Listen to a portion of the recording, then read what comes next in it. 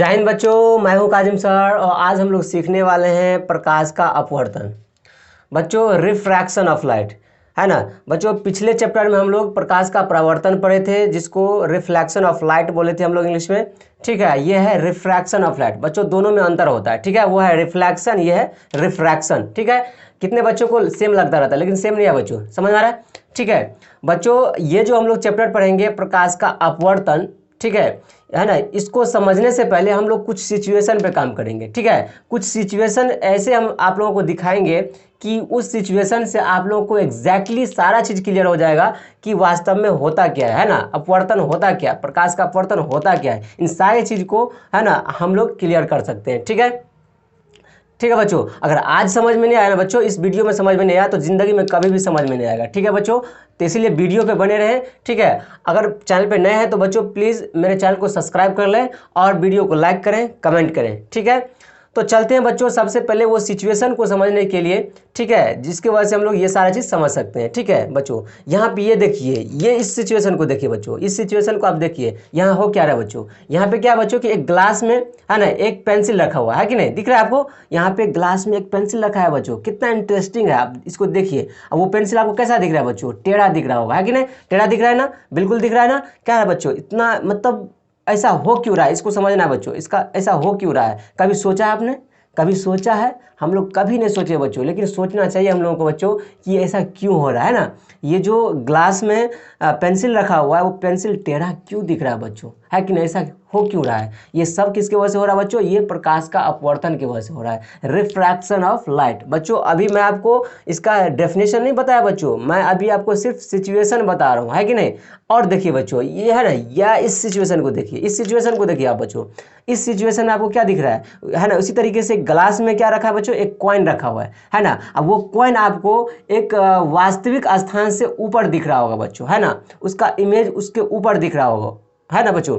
तो ये जो है हम लोग को कुछ ऊपर दिखेगा, है कि नहीं, जो वास्तविक स्थान होता है उससे हल्का ऊपर दिखेगा, ऊपर दिख रहा होगा। तो ऐसा क्यों होता है बच्चों, ये भी किसके वजह से हो रहा है, ये भी प्रकाश का अपवर्तन की वजह से ही हो रहा है बच्चों, रिफ्रैक्शन ऑफ लाइट की वजह से ही हो रहा है। ठीक है बच्चों, ये सिचुएशन समझ में आ गया। ठीक है, अब देखिए है ना, इस सिचुएशन को देखिए। ठीक है, इस सिचुएशन को देखिए आप, इसमें हो क्या रहा है बच्चों, इसमें जो है एक फिशरमैन है ना, क्या कर रहा है बच्चों, फिश पकड़ रहा है ना, मछली पकड़ रहा है।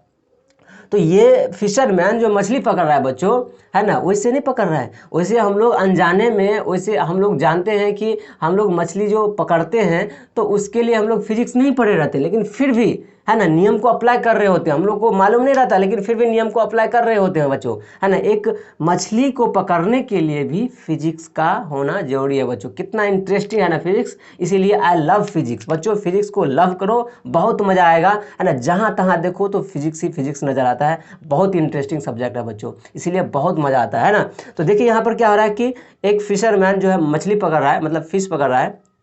तो उसके लिए है ना फिश जो है ना, उसका जो एक्चुअल पोजीशन है बच्चों, वास्तविक पोजीशन जो है, स्थिति जो है ना, वहाँ से हल्का ऊपर उसका इमेज दिख रहा है ना, वहाँ से हल्का ऊपर दिख रहा है। अगर वहाँ से हल्का ऊपर दिख रहा है बच्चों, अगर वो फिशरमैन अगर जो इमेज दिख रहा है वहाँ पर अगर वो अपना जो शहद होता है उसको मारे तो क्या बच्चों मछली पकड़ में आएगा, आएगा नहीं आएगा ना, वो भाग जाएगा बच्चों, भाग जाएगा, एग्जैक्ट वो उस मछली को नहीं लगेगा। उसके लिए उसको दिमाग लगाना होगा कि जहाँ उसका इमेज है उससे जस्ट नीचे अगर उसको मारता है तो क्या होगा बच्चों, वो मछली पकड़ में आ जाएगा, नहीं तो क्या होगा बच्चों, है ना, मछली निकल जाएगा वहाँ से, है कि नहीं। तो कितना इंटरेस्टिंग है ना ये सिचुएशन। ठीक है कि फिश को पकड़ने के लिए भी हम लोग को क्या करना पड़ रहा है, फिजिक्स को पढ़ना पड़ रहा है, बहुत इंटरेस्टिंग है ना, सब जगह फिजिक्स लग रहा है बच्चों। अब जो है इस सिचुएशन को देखिए, इस सिचुएशन को देखिए बच्चों, इस सिचुएशन को देखिए। यहाँ पे क्या दिख रहा है बच्चों, यहाँ पे आपको है ना स्टार ट्विंकल ट्विंकल करता हुआ दिख रहा होगा, है कि नहीं, है ना, टिमटिमाते हुए नजर आ रहा होगा स्टार, है कि नहीं। ऐसा क्यों हो रहा है बच्चों, ये भी प्रकाश का अपवर्तन की वजह से ही हो रहा है बच्चों, है नहीं। सारे सिचुएशन जो देखे हम लोग सब प्रकाश का अपवर्तन के कारण ही हो रहा है। और बहुत सारा सिचुएशन है बच्चों, है ना, दुनिया में बहुत सारा ऐसा सिचुएशन है जहाँ पर प्रकाश का अपवर्तन के कारण जो है ना वो सारा चीज़ देखने को मिलता है बच्चों। तो इसीलिए है ना ये सब किसके वजह से हो रहा था, प्रकाश का अपवर्तन की वजह से ही हो रहा था बच्चों।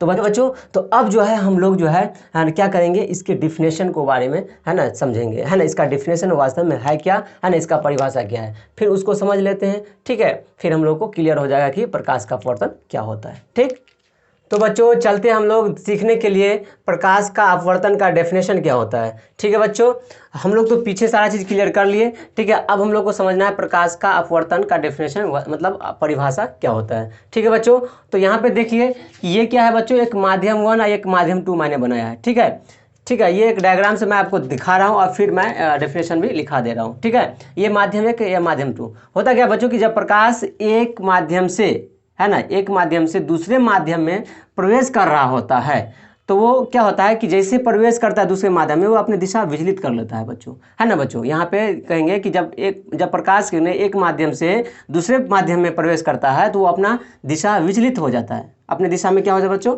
विचलित हो जाता है, अर्थात वो डिविएट हो जाता है। ठीक है, वो डिविएट जो होगा दो सिचुएशन होगा उसमें बच्चों, क्या, तो या तो वो अभिलंब की ओर आ जाएगा, देखिए यहाँ पर ये क्या है, ये अभिलंब की ओर आ गया है कि नहीं, ये अभिलंब की ओर आ गया है। यहाँ पे देखिए ये अभिलंब से दूर चला गया है कि नहीं। तो बच्चों यहाँ पे दोनों में क्या आ रहा है, दोनों में ही क्या आ रहा है, प्रकाश एक माध्यम से दूसरे माध्यम में आ रहा है, यहाँ पे भी आ रहा है और यहाँ पे भी आ रहा है। ठीक है, लेकिन इसमें क्या आ रहा है, अभिलंब की ओर आ जा रहा है अपवर्तन के बाद, यहाँ पे अपवर्तन का अभिलंब से दूर चला जा रहा है। इस घटना को हम लोग क्या कहेंगे बच्चों, प्रकाश का अपवर्तन कहेंगे। याद रहेगा, ध्यान में रखेंगे कि जब प्रकाश की किरणें एक माध्यम से दूसरे माध्यम में प्रवेश करती है तो है ना इस दौरान वो अपनी दिशा में विचलित हो जाती है। ठीक है, अर्थात या तो वो अभिलंब की ओर आ जाएगा या अभिलंब से दूर चला जाएगा, है ना, इस घटना को ही प्रकाश का अपवर्तन कहते हैं। ठीक है बच्चों, ध्यान रखना है बच्चों। यहाँ पे जो है ना आपतन कोण ये हो गया, ये परावर्तन अपवर्तन कोण हुआ। ठीक है, यहाँ पे अपवर्तन होता है। ठीक है, तो ये दोनों इसमें बराबर नहीं होता है। ठीक है, यहाँ भी बराबर नहीं होगा। ठीक है, ये ध्यान में रखना है। आगे हम लोग स्नेल्स लॉ पढ़ेंगे ना, अपवर्तन का नियम सब, तो वहाँ पे सारा चीज़ क्लियर करेंगे। फिलहाल अभी हमको यहाँ पे तो सिर्फ अपवर्तन पढ़ना है ना, प्रकाश का अपवर्तन होता क्या है। ठीक है, समझ में आ गया। ठीक है बच्चों, इसमें एक और सिचुएशन होता है बच्चों कि जब प्रकाश लंबवत पड़ता है ना तो इसमें कोई विचलन नहीं होता है। जैसे देख लीजिए, अगर ये नॉर्मल है ना अभिलंब, इसके अलॉन्ग अगर कोई प्रकाश आपतित होगा ना, ठीक है, तो ये सीधे पार कर जाएगा बच्चों। क्या करेगा, सीधे पार कर जाएगा। ये देखिए यहाँ पे ये ऐसे आएगा ना तो ये सीधे पार कर जाएगा, ये सीधे पार कर जाएगा, इसमें कोई अपवर्तन नहीं होगा बच्चों। ठीक है, ये कब होता है, जब लंबवत पड़ता है। ठीक है, ये ऑब्जेक्टिव में भी क्वेश्चन आता है कि लंबवत पड़ता है तो आपतन कोण परावर्तन कोण को क्या होता है, तो यहाँ भी परावर्तन है अपवर्तन कोण, सॉरी। ठीक है, अपवर्तन कोण क्या होता है, तो ये 0 होता है। वहाँ पे हम लोग देखे थे कि दर्पण में कि जब लंबवत पड़ता था तो सीधे उसी पथ पे वापस लौट जाता था, उसमें भी आपतन कोण और परावर्तन कोण का मान 0 होता था, है कि नहीं। यहाँ पे क्या होगा, आपतन कोण और अपवर्तन कोण का मान भी 0 होगा, कब, जब वो लंबवत पड़ेगा। तो वो सारा चीज़ हम लोग है ना स्नेल्स लॉ में भी सीखेंगे। ठीक है बच्चों, तो मिलते हैं नेक्स्ट वीडियो में। ठीक है, थैंक यू सो मच।